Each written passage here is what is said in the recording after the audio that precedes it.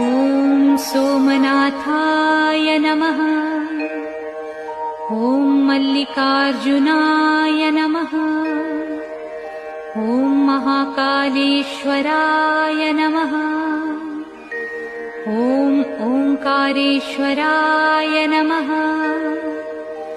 ॐ वैद्यनाथाय नमः। ॐ भीमशंकराय नमः। ॐ रामेश्वराय नमः। ॐ नागेश्वराय नमः।